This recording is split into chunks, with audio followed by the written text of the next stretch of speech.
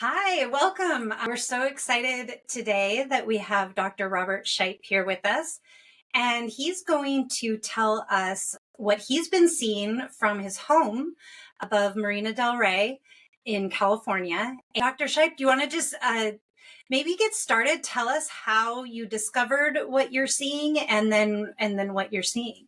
Okay, real quick, a brief summary of my life. Born and raised Los Angeles. I knew at the age of 4 I was going to be a scientist, and I became a pharmacist. I knew at 10 I'd be a pharmacist. I did. I started the first mail order pharmacy in 1986 in the country. Worked out very well. Retired in 2012. And then in 2017, something very interesting. I live in Marina Del Rey. Something very interesting happened.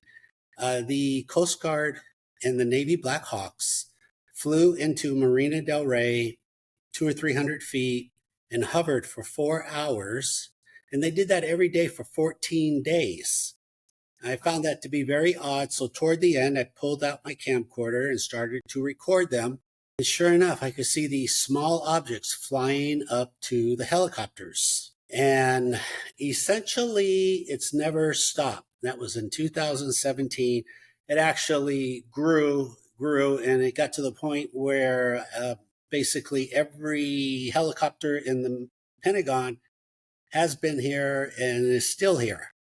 And I did record all of them. I have all the videos. So I have in excess of 4,000 videos. But basically, what's going on is the military is very familiar with something's going on here. They have knowledge that there's these small objects. Long story short, we think they're drones, UFO drones, very fast, 2,000 miles an hour. That was confirmed by the Pentagon and also by my own calculations. They trigger the X and K band spectrum. I have a car radar detector attached to my tripod on my camera. 8% of the times it will trigger the X and K band. 8% of the time, they also leave a clicking sound on the video, a click. And they do fly behind helicopters, so that kind of eliminates birds and bugs. And then once in a while, I will record white orbs, and there's no such thing as a white bug. So again, these are not bugs or birds. And I have a channel, Custodian File. I have taught people very easily how to record these, and they're sending them to me. And it's really worldwide. This is happening everywhere. It's very simple. I'm probably taking something really super complicated, like how do you detect and find UFOs, and make it so simple. It's just, again, I've studied science for over 60 years, so maybe that helps. Essentially, you see a helicopter, an airplane, take your phone, hold it landscape sideways, zoom in just like 10, 20%, not too much. You want like 1,000 feet around the aircraft, record for 30 seconds and look for a tiny dot. That will be the small UFOs. You will only see one frame because they're very fast. Now I do call these, because the first year I was recording this, I was certain these are bugs. These are bugs. In the end, they're got to be dragonflies, because they kind of resemble a dragonfly, like 30%. They have wings, but dragonfly have 4 wings, and these have 2. But approximately the silhouette, the corona is it's just, I would have put money that it has to be a dragonfly. So I still call them dragons. They're not birds or bugs. They're extremely predictable. As a matter of fact, I'm going to teach you a lot really quickly. Oh my gosh, we're getting a treat. So there's this free app called Plane Finder. There's like 2 or 3 of them, but I like this one. It's really easy. And I just look at it. When I'm on my computer right now, I look to my right. And what's going on right now, actually, was all unplanned.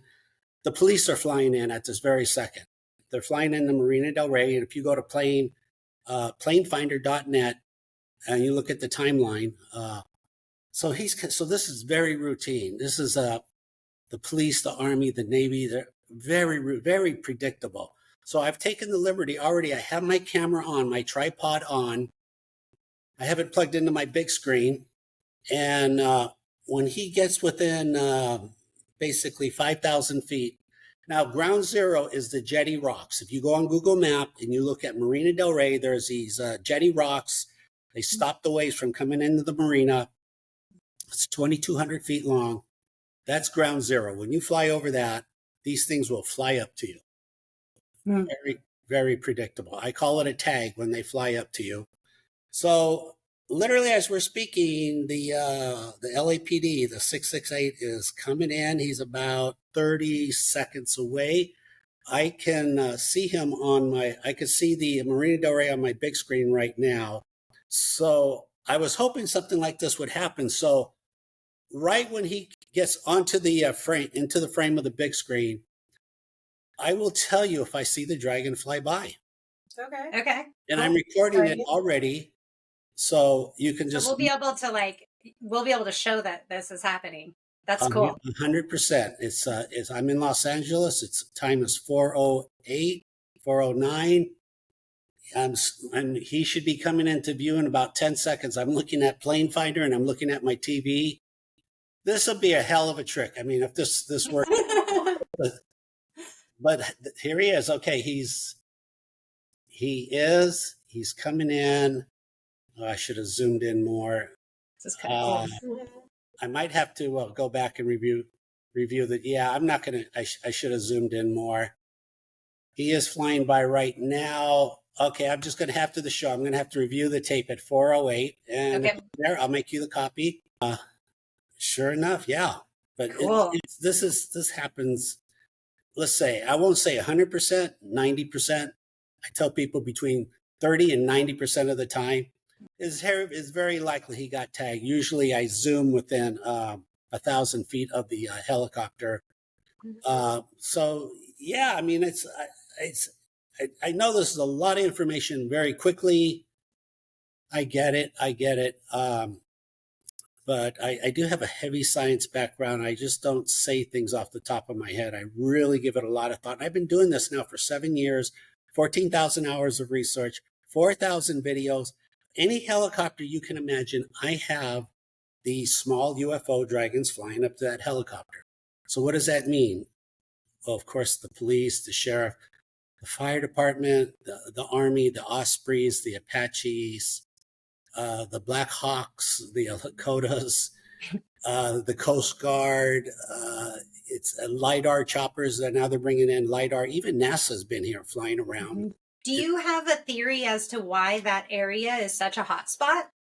That's a great question. A lot of people ask that. I would have to assume there's some type of underwater base nearby. And if you are familiar, they did find like 20 years ago, they found an underwater base off the coast of Malibu, which is like 33 miles north of me exactly. Mm-hmm. It's been on Google Map ever since they found it like 20 years ago.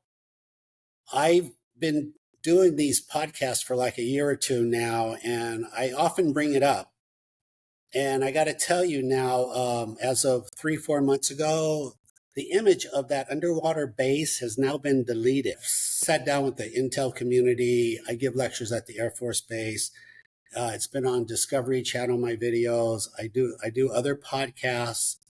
It's no longer top secret. The word is out. There's something underwater because the military does fly up and they fly in circles over the water. So with their cameras, they can see these things going in and out of the water. And not only that, the Navy and other research vessels have been here, and I've documented all that. 2 of them in 2020 were here for 9 months. Wow. And before they left, they took a mini submarine, they dropped it in the water, and went around the jetty rocks for 1 hour. I recorded it all. They pulled it out of the water. And let me give you names because I know people they don't know who I am. So the name of those 2 ships were the Decisive and the Ocean Investigator. And then 2 years ago, like 2022, the USS Gabriella Gifford, a Navy warship, came and parked at the jetty rocks in front. And they repeated the same thing. Except they brought out some very high-tech equipment. But nevertheless, the dragons were all over our ships. So in the future, when the Navy starts saying, hey, you know, this ship got tagged and the USS Oklahoma got tagged, in all fairness, they should bring up the USS Gabriella Gifford also, because I have all that video. So it's a very big, quiet deal. It's ongoing, and some of your viewers are scared. I was scared for 100 days. I'm like, what is going on here? This is like too close. I get it. UFOs are real if they're 100 miles away from you. But when they kind of like would get within a mile or less, then it's like, hold on, I got to rethink this. Why is it that you think that they aren't our own defense mechanisms rather than UFOs? Like, what alerts you to the fact that they are UFOs instead of something protecting our military? You mean like, are they made from the government, in other words? Yep. Well, because every single Pentagon helicopter is here looking for them. That's a great question. But also, even when the president flies over Marina Del Rey, these things fly up to the president's helicopter for the last 10 years. So who would do that? You see what I'm saying? Well, maybe they're protecting it. Right. Yeah, like maybe they're creating some sort of protection around these vehicles so that other things can't get closer. Okay, that's fair. Again, these things are all over the world. I have viewers, I have doctors, London and Brazil. They're recording, they're sending me these videos. I have a very prominent attorney friend. He's probably the #1 aviation attorney in Los Angeles. He's beyond amazed. He's doing this himself. He's beyond amazed. Again, and then plus the speed, 2,000 miles an hour, no sonic boom, and they triggered the X and K band. I get it. Could they be? I mean, there's something actually called atmospheric kill vehicles, and they were made like 34 years ago, and basically the size of a shoebox. And they're designed to shoot down missiles with kinetic energy. They travel something like over 10,000 miles an hour. So they slam into a missile and just destroys it. There's a remote possibility this could be an atmosphere kill vehicle. It's just that they're flying all over the world and with predictability. Can I ask, when you say all over the world, are they also seen around military vehicles all over the world? Is the correlation always that the military vehicle shows up and then these also show up? I'm just curious. First, you can record these. It would be hard to do, but you can record them if you have empty skies without. But it's very hard to do. I don't recommend it. Just wait for a helicopter or an airliner or a jet. They love going to air shows, Blue Angels, Thunderbirds. So every week, the Blue Angels, Thunderbirds are somewhere. So just every Wednesday, Thursday, I just go on YouTube because somebody will post those videos and I find new dragon video. It's really that easy. The rarest, most valuable diamond in the world are red diamonds. It's not common knowledge.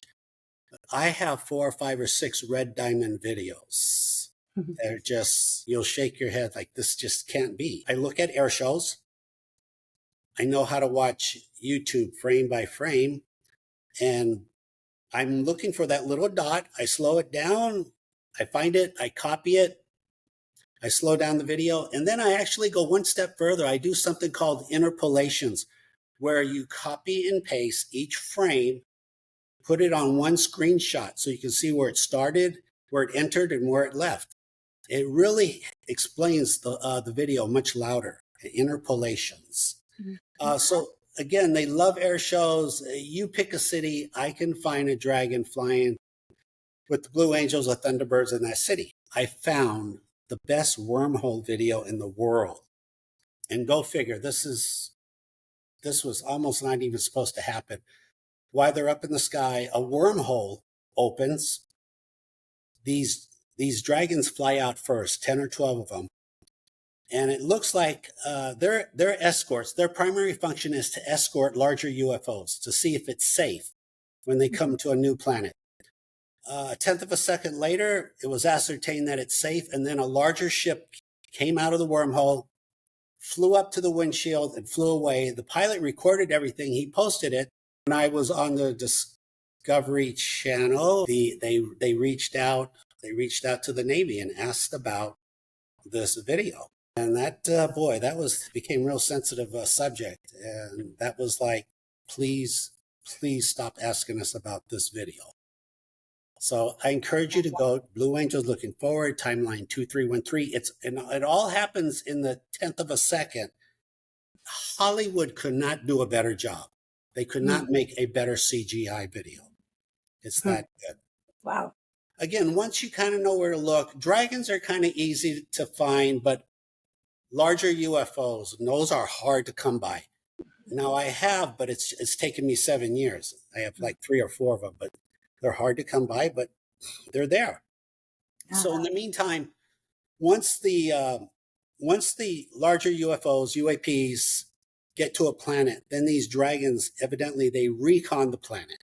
They're like, okay, we're going to kill some time. We're going to recon everything here.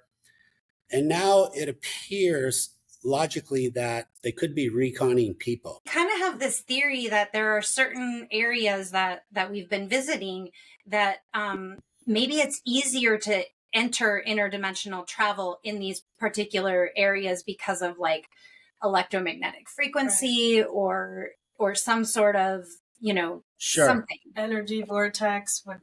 Sure, exactly.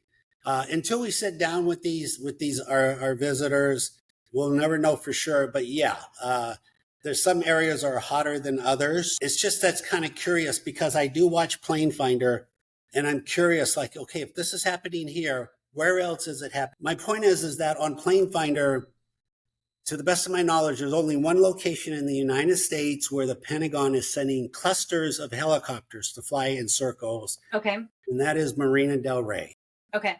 So this is an extra special spot on the planet right now, then. It seems to, from what, we're currently going to all these locations. It's not like we've been there 5 years ago. We've just recently been to these locations and we've seen it. We've experienced things. So we keep getting called back to the Malibu area. We're just joking because we were there last week. And I said, I bet you will get a phone call to come back to this area next week. And then we talk to you. It's so weird. It just keeps happening. We love it there. You know about a special spot. You know about them in 1992, the Malibu, all the UFOs that flew out of the water, June 14. It was either 1992 or 1995, June 14. Mm-hmm. That was a very big deal. A very big deal. But yeah, basically to the north of me, 30 miles to the north of me is the Malibu, and 30 miles south of me is Catalina. A lot of activity. And I'm like right in the middle of it. 30-mile radius. Yeah, you've been talking about that a lot. You actually predicted that from a download. I did. Huh. Yeah, it was in about 2022, about 2 years ago. And I was just sitting there and I was watching a show about Catalina Island, and I had a download as I was watching it that there's a base off of the point of Catalina Island. And then when we were visiting, talking to Whitley Strieber, and we were going to go do a meditation on the beach, and he wanted to do it right where that points to. And I was like, oh my gosh, this is exactly what I had been told where to go, but it didn't make sense to me until he explained that there was an underwater base out there. So then it was like, oh, okay, this is making a lot more sense now. It's funny you said 30-mile radius. So you know TMZ, the show. You know what that stands for? 30-mile zone. What? Didn't know that. I have no idea. Interesting. In other words, they do TV shows in a 30-mile zone. That's why they call it TMZ. Just FYI. Well, yeah. I mean, 3 is definitely a number that occurs a lot. And we found an investigator for MUFON established something in Washington State called the 30-mile radius of Mount Rainier. And again, it's that 30-mile radius. So it just keeps repeating. And I think when things like that repeat, there's something to it. I'm sure we'll find a 30-mile radius of Bell Rock or something. And also, for what it's worth, I had a sit down 4 years ago. I had a sit down with Dan Aykroyd. He's heavily involved in all this. I told him about what's going on very casually. Well, and I didn't tell anybody after that. I never told anyone that I had to sit down with him. Well, he was on, he did a podcast like 6 months ago, and 4 years ago, he did say, Robert, I'm going to go talk to the mayor and I'm going to go talk to the LAPD police chief. So 6 months ago, he brought up like, hey, there's something going on in Marina Del Rey. The police, the sheriff, and the fire department are complaining that these things are annoying. That's the best confession we're going to get right now, that these things are annoying. Don't expect anything. Anything. I have a question about about how disclosure is going. And, like you said, things are a lot more open now. But why do you believe the secrecy now it's like kind of hard to cover up these secrets, and we're uncovering secrets all the time. It's quite obvious they're, consciously trying to cover these things up. So with disclosure happening, why do you think the secrecy is still there? Maybe old habits die hard. I mean, they go back, from the 30s, 40s, 50s. And I mean, I get it that people are reluctant to change. And they tell us, oh, we're going to go crazy. We're going to be gridlock, and there's going to be screaming, and it'll be an apocalypse. No, I don't think any of that. I think the first few hours, everyone will go, wow, look at this. And then a few hours later, they'll go, let's go to dinner. I do. I really, even though technically it might be the biggest story in the century, I think we'll get past it really because we've been conditioned now. We know they're here. We've been conditioned. I think really quickly, the next thing people will be saying, well, let me see the inside of the ship. I mean, oh, this new sports car, the supercar looks good. Can I sit inside? Can I go inside? But until then, it's like a tease or anticipation, but it will quickly pass. But no, I don't see any reason for all this top secret stuff. I don't. I know people in the Air Force, and they tell me stuff. I'm not in the military. I don't have an NDA. They tell me. I heard something last week. I wish I could tell you. It's just, whoa. Yeah, there's a lot. Actually, my buddy didn't even want to put it in an email. He just called me. But and I understand that's what I just heard last week, kind of top secret. But UFOs, no. No, it's not top secret anymore. No, not anymore. I've been watching your videos to prepare for this, and they're pretty incredible. And for me, watching them and how they move, I have an aerospace background, and they feel very protecting to me instead of harassing. Now, could they be these smaller dragons protecting our military from a bigger dragon, UFO or otherwise? It just the energy of it and the way they move just feels a little bit like they're our guardians. I don't know. What are your thoughts on that? That's a great question. I think maybe somebody says they have a beehive mentality. They're protecting something in the water right here at the Jetty Rocks. But essentially, your question, they are protecting something, or curiosity. More than anything, it's curiosity. Who are you? Why are you here? What's going on? And like I said, they're predictable when you fly by. Also, when you exceed 150 feet, like when this paracel leaves, once he exceeds 150 feet, they're going to fly up to him.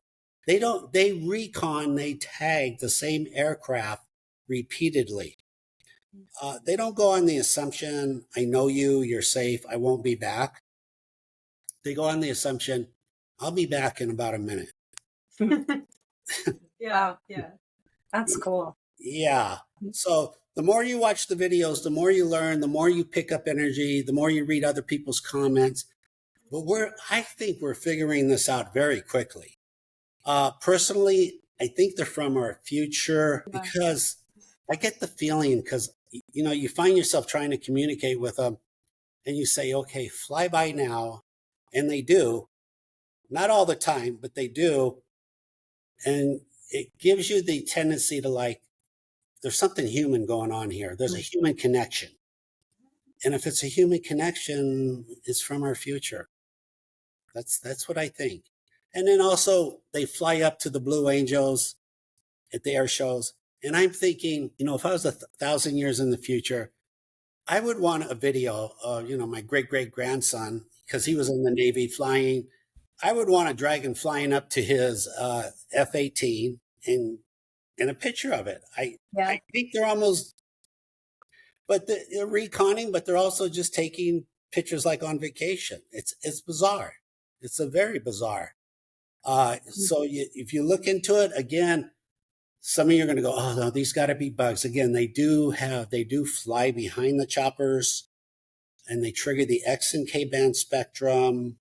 Can you explain to us what that means? Yeah, well, okay. So if you had a car radar detector in your car for speeding tickets, they're everywhere in the country. So the police have these radar guns, and they work on different frequencies, X, K, Ka bands, and it will trigger and it will ring in your car, and it will tell you slow down because you're going to get tagged for speeding. Well, as an experiment, I said, what if I took my car radar detector and attached it to my tripod? I mean, it's a 1 in 1,000 possibility because I don't know what frequency these things are operating at. I'm not an electrical engineer. I said, but you know what? You already have the car radar detector. Just put it on and see what happens. And sure enough, 8% of the time when these things fly by, you can just hear on the video, X band, K band. And I am friends with the MUFON director, New Jersey, Major Filer. He's really big time. He's really big time. He's told me a lot of stuff. This guy, if you don't know him, reach out to him. Last year, he called me and says, hey, Robert, I'm at the UFO Congress hearings. And the first part was for the media, and then the second part was top secret stuff, review. So he says, we're watching the Tic Tac video, and then we're watching your videos. I said, are you sure? He goes, yeah, we're watching it. And on that same day was March 19, 2023, the Pentagon posted characteristics of UFOs, and they said, will trigger X and K band spectrum. Speeds are 2,000 miles an hour. And I was puzzled, like, how did they get my data? How did they guess that? You just can't guess something like that. And so I put one and one together as Major Filer. He's telling me, Robert, we're watching your videos. We're copying your data, which is fine. It's all science. I don't mind. For the best good, It's exciting. I need to reach back out to him and a few other people. This keeps me very busy. I still do private consulting as pharmacy, but all day people are sending me videos and they say, Robert, check this out. And I slow it down. I interpolate it for them and I put it on my channel, and it's not going away. I get it. Some people want UFOs to go away. They want the story to go away. They're not leaving. They're not going to leave. I don't know how to politely express that. They're staying. If I was to throw away all 4,000 of my videos, I could build it up very quickly because people are sending me videos and air shows on YouTube. Mm-hmm. Within a year, I could have over 1,000 again. Wow. It's definitely, that's why we're calling our show The Universe on Earth. It's because the universe is here and we're just waking up to it, Oh yeah. There's a lot going on. I had this buddy, his name's Glenn Falkenstein. He passed away, but he was the world's most gifted psychic, extremely gifted. So if he was here, I mean, he could really go into that, but, so gifted that he was actually omniscient. He could close his eyes. He couldn't do anything with his eyes open, but with his eyes closed, he can answer any question in the universe instantly. That's so cool. Yeah. So and he's on YouTube. You can kind of check it out. He plays it off as magic, but it was anything but magic. Briefly, he was in the Air Force, 1948, 1952 in Iceland, in the Air Force. Well, when it was kind of funny. When every Saturday they'd have poker night. He said he'd always had to be the dealer. He can never be a player. And it's like, why is that? Because he said, I always knew what everybody's cards were. So great. And the dealer doesn't have a choice. They play by house rules. So he, when he left in 1952, he flew back to Andrews Air Force Base, July of 1952. And if you go back to the UFO encounters over Washington, D.C., was the whole month of July of 1952. So it's highly likely. Actually, he asked me, he said, Bob, he said, remember the UFOs in July of 52? And I was like, yeah, but Glenn, how would you know? I mean, I didn't really take in who I was talking to. I just, he goes, I was there. So evidently they were flying for 3 weeks just to say hello to Glenn, not really to say hello to the White House or to harass the Air Force Base, but just simply to say hello to Glenn. Mm-hmm. Glenn was in that category. So, I mean, we can talk about him a little later. So I'm not surprised that somehow I got lucky enough to figure out these dragons are here. He's that kind of guy. 25 years ago, he even said to me, hey, Robert, if you're interested in UFOs, let's go to Palmdale, California, and I'll ask them to fly by. It's like, well, I mean, of course I should have said yes. I said, well, Glenn, I'm really, really busy at the pharmacy. I can't. I should have said, well, back in 2017, I was thinking, I was at my desk. I said, I should have said yes. That was the wrong answer. I said, Glenn, I should have said yes. That was the wrong answer. And then within a week or so, all this started. As you get into this and as we show up, like we show up at these spots, we look to the sky, we pay attention, more things start happening. It's almost like we're building this connection. And I wonder if for you, they show up for you. If you're actually, you see that starting to happen? I do see the connection. Yeah, I do. I do see. To give you an example, 4 years ago, right before COVID, I went to Costco down the street because I had this psychic urge for 3 months. There was this psychic urging, go to Costco, buy a TV. And I ignored it. No, I don't want a TV. I have a TV. I don't want it. Just go and buy a TV. So after like 90 days, I gave in. I told my wife, okay, we got to go to Costco. We got to buy a TV. I take the TV out. I have my nephew with me, and I put it in my pickup truck. And while I'm standing in the pickup truck, I hear the LAPD flying in from behind me. So I go, I've got like a 30% chance this could work. I tell my nephew, Eric, turn your camera on. Just record this. Record me with the LAPD behind me. And I just simply said, the LAPD is behind me. I think they're here because dragons are here. The dragons are here because I'm here. When you look at the video, you'll see the dragon fly by. Wow. 17-second video. That is exactly what happened. You can't make stuff like this happen. I have the video. I interpolated it. 17 seconds. I'm blown away by that. I'm blown away. But that's how active it is. It's consistent. It's never gone away. It's just a matter of time. Now we just need the Apaches, the Blackhawks, and the Coast Guard pilots to just come clean. Just like, come on, guys. Because they're definitely seeing them. I mean, it's from the depth of your videos alone is pretty obvious if we just think logically about it. But, I think sometimes that's the problem, maybe, is that people are thinking too logically, and maybe we need to be using more of the skills that your friend had, and thinking universally about it.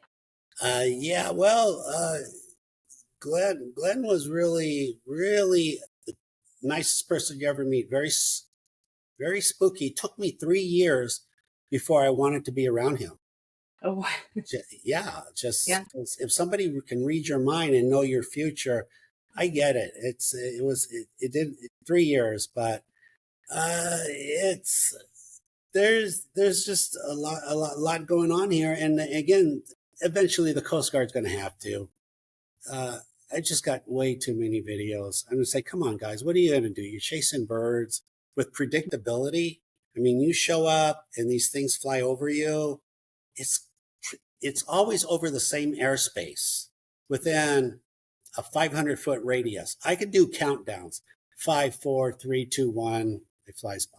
I Over saw that on that one of the videos. You basically said it's about to happen, and then the it happened. pre-launch. Yeah, the pre-launch. When I see them coming in, I just record the same air because they come off the ground in the same area. I go, okay, look at the ground here. He's going to come off the ground. He's going to fly at a 45-degree angle. And they did. They do. They just. We And were in Puerto Rico interviewing you last month. There's a famous like Aguadilla airport video that's out. And what they've reported is there's more activity than ever, like lately. Like something's happened where they're just getting more and more reports. And it's also like military chasing UFOs, vice versa. There's just so much going on. It's a lot of it's between the military and the UFOs. And I just find that fascinating. Like, what the of heck course. is going on? Well, I think that there's a lot of chaos in the world, and they're trying to maybe keep an eye on everything, maybe mitigate it. I hope. This attorney friend I was just telling you about last month, he recorded a first-time video. He recorded a swarm of these dragons. Normally, if you record two, that's a rare find. He recorded between 600 and 800 just flying. Yeah, very good video. Latchkey Hustle, if you want to check it out. There's something going on. I could only speculate. Maybe there's something wrong with the timeline. Maybe they're trying to tweak the timeline and fix it. Mm-hmm. I could kind of see why, because we're doing these experiments at CERN. We're using a lot of electricity. Electricity is key. In my opinion, electricity, it's all about electricity. How do UFOs fly? Electricity. How much? A lot. A lot. And they're using a lot of electricity in CERN, a lot. They may not be at the technology of these UFOs, but I think they're using enough electricity where they can bump the timeline around a tenth of a second or so. And that's enough to like get the attention of these dragons. But I do have videos of these things flying parallel with high voltage lines, which again leads me to assume they're doing a charge and go. They're running off electricity. And on some of the videos, you can kind of see these sparks. That's why I thought they look like wings. They're not wings. They're little lightning bolts. They're plasma jets. They're running on electricity. They got it figured out, and they're really good at it. So again, they're very predictable. You record high voltage lines, you'll see these things. And often you hear UFOs are over nuclear power plants or same thing. A lot of energy. I'm talking to somebody in Edison right now. I'm trying to ascertain. You ever notice a large spike of energy loss? And we're going back and forth very quietly, but yeah, they've always wondered, where's the electricity going? There's a lot of electricity is lost on interstate power lines, more than mathematically calculated. So you think they're recharging there? 100%, yeah. Also, the jetty rocks, all the kinetic energy, the ocean hitting the waves, they just repurpose all that kinetic energy into electricity. Yeah. It's definitely possible. And they're seen in high mountain ranges, which again, you can do the same thing, especially Mount Rainier with, a bunch of snow on it, and same thing. Always look for power lines. Wherever you see UFOs, look for high voltage power lines. Skinwalker Ranch, look for high voltage power lines. They're nearby. They're just nearby. It's not that it's super hard to understand. It's just like somebody has to connect the dots. If I didn't have the video of this dragon coming down Lincoln Boulevard parallel with the high voltage lines, I wouldn't have figured it out. But it's through trial and error, and we're getting more and more videos and more information very quickly. If you want to bait them, probably the easiest Earth drones. I call them. I know you're like, why do you call it an Earth drone? Because I think these are kind of like drones. These are ET drones. But you could take. I have 3 or 4 drones in my neighborhood, and all of them have gotten tagged. Very predictable, very quickly. I couldn't turn my camera on fast enough. My neighbor was just launching one from his roof, and I turned my camera on and I said, I got to do this fast, like within 10 seconds. And within 10 seconds, this dragon just flies right past the Earth drone. Awesome. Are you thinking what I'm thinking? What we're doing tonight? Calling him in? Yeah. Getting the drone out. Yep. That's a good idea. Yeah. Get an Earth drone. That sounds fun. Yeah. Fly it past 150 feet. Okay.